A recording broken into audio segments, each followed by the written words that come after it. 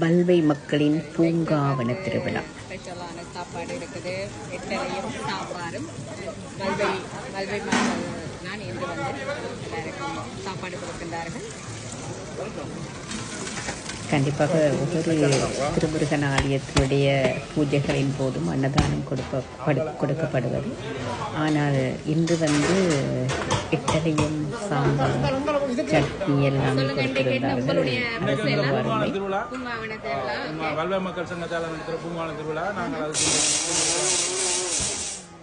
கண்டிப்பாக இன்றைக்கு எல்லாருமே விசேடமாக வெளியில் நிகழ்ச்சிக்காக வளமை மாதிரி காத்திருப்போம். ஆனால் இந்த வருஷம் வந்து எல்லாமே உள்வீதியில் நடக்கிறால ஒன்றும் செய்யலாம். நாங்கள் அதையும் எங்களால் முடிஞ்ச அளவு சிறப்பாக செய்ய ட்ரை பண்ணுறோம்.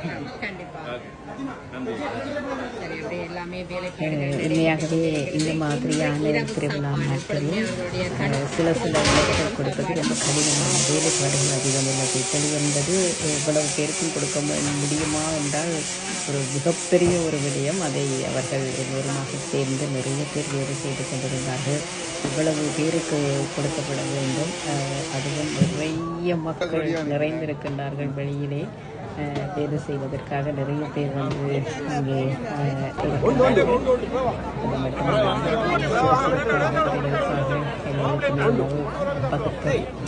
கொடுக்கப்பட்டது.